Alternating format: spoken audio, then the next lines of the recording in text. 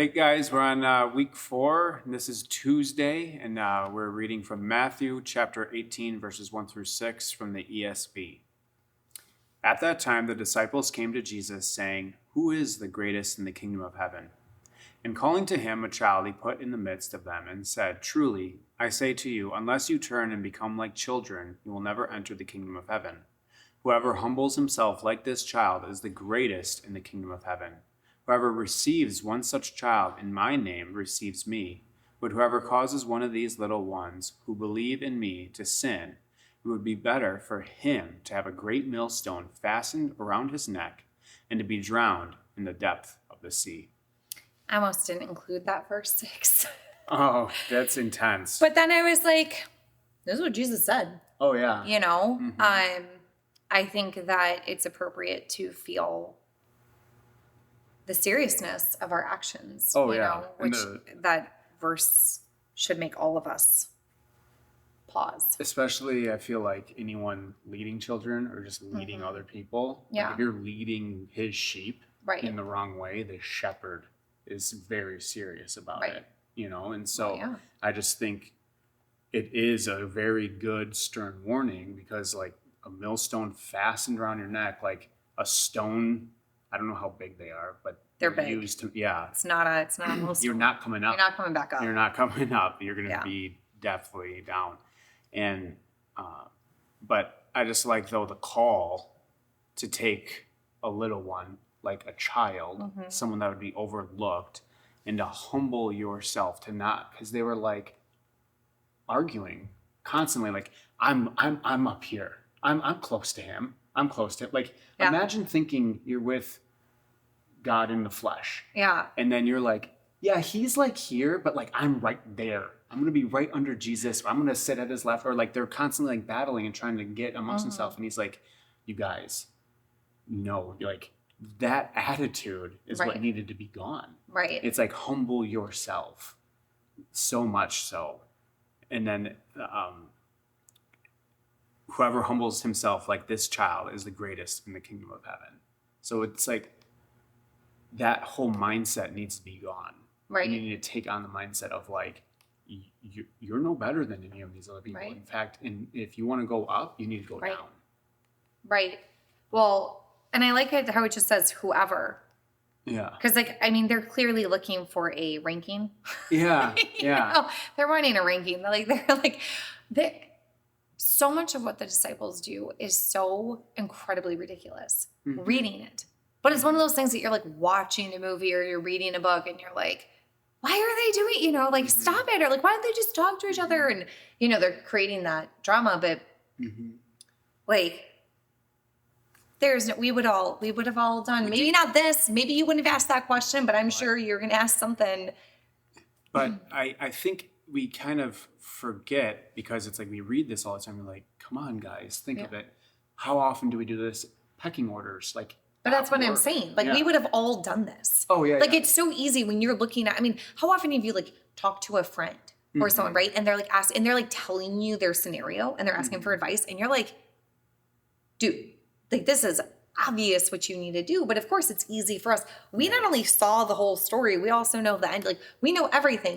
They don't even get who Jesus is at this point, you know? But I think remembering that at the time, I think right now sometimes it's hard because there's definitely like this sense of like children being like upheld in our society. And that's not how it was at that time. They were low in society. So for him to say, humble yourself like a child, he's saying like, go look, like take yourself down, and not trying to, instead of asking the question, like who can be the greatest or who is, like, how could I be the greatest in the kingdom of heaven or who can be, it's like asking the question, like, how can I like lift others up or get below people or how can I serve the greatest? Right. You know what I mean? But I love that because my dad was preaching about the verse where they're asking who can I sit on your left and can I sit on your right? And he was talking about how Jesus doesn't scold them. And even here, he doesn't say like, Right. Guys, are you serious? Which is how, like, if my kids came and said something like that to me, I'd be like, are you serious right now? And he doesn't say that. He's just like, hey, no problem. I'll tell you exactly how to get there. Yeah. Like, you need to go down. And there are so many things I like love about humbling yourself like a child, because I really had to think about it. Because I was like, what does that really mean? I mean, I don't know if you guys have kids who are listening or had children, but toddlers are like not exactly humble. Right. Middle schoolers, high schools, not exactly humble. So I was like, Yeah. what does that really mean? Because they can be little stinkers, you know? But the song Call of the Wild, I was really struggling finding a song that connected with this verse. And I was kind of like, well, maybe I could just do this. And I was like, no, I really want something that reflects the meaning of this verse. And one of the things he sings about is he's talking about how over time he's become jaded. And how, you know, when he was a kid, he like had so much faith and wonder. And I'm not even talking about necessarily Christian, but like, I will never forget, I was in Macy's and they had like a big star on the ground. And I was just like walking through, and I was probably, you know, there to get something or whatever. And I was just like, you know, go do my thing. And all of a sudden I heard this kid go, Mom, look. And so of course, naturally, I'm like, what are we looking at? You know? And it was like this star on the ground. Like, he just was super excited that there was a star. And then he like jumped in the middle of it. Yeah.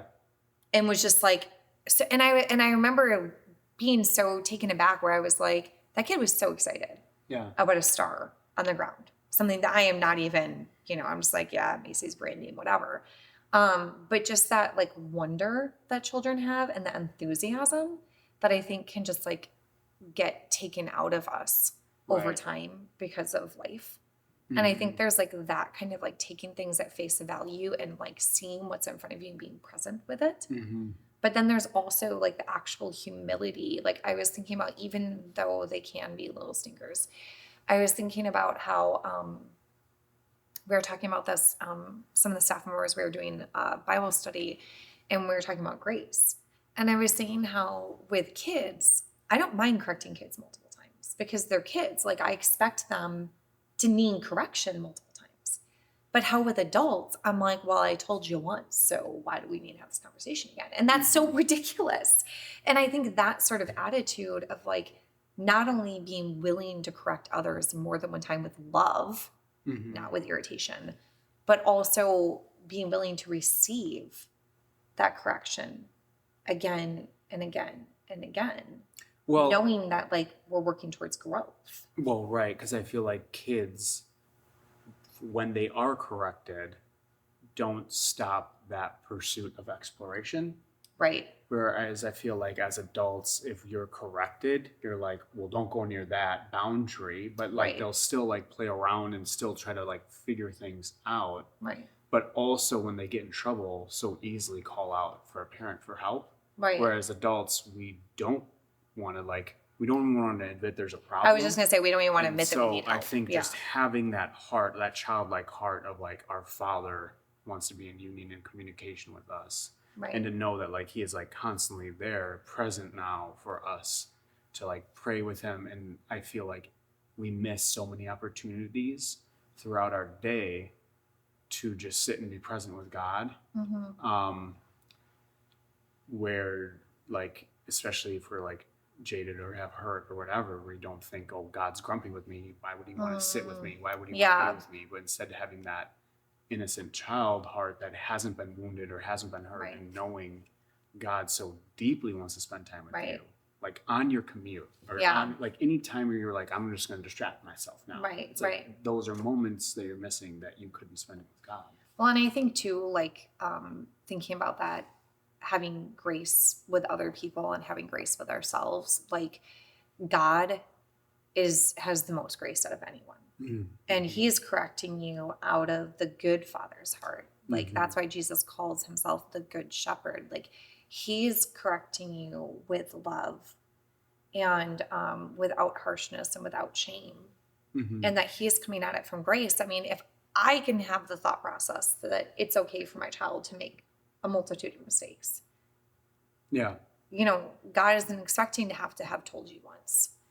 Like he already has seen your whole mess. He knows more than anyone how messy you are. And he's like still wanting to give you forgiveness, still wanting to give you grace, still wanting to see you grow and change and continue down that path. And I like what you said about the mistakes, because I was thinking about this with when I played soccer, and I would do corner kicks or goal kicks, goal kicks, because I was more defense.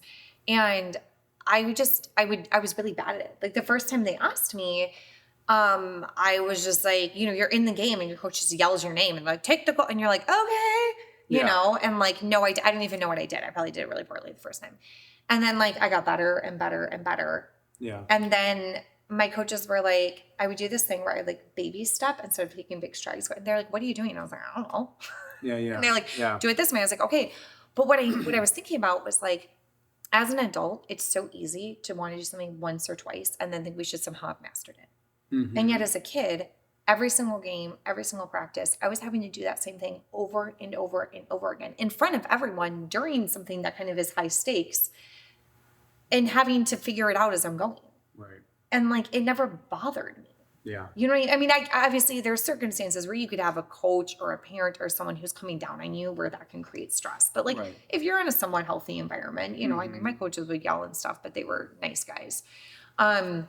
If I was, but I was able to make a mistake, but that's not really even how I thought about it. Yeah. And I couldn't even think about it because I didn't even have time. You know what I mean? Like you're having to move like this. And I think that as adults, we get so caught up in our expectations of where we should be or where we want to be. Yeah. And instead of having that space as a kid, like, oh my gosh, I mean, think of how often kids are like, look what I can do. And they're like not really doing anything. And you're like, yay. He's not expecting us to nail it the first try.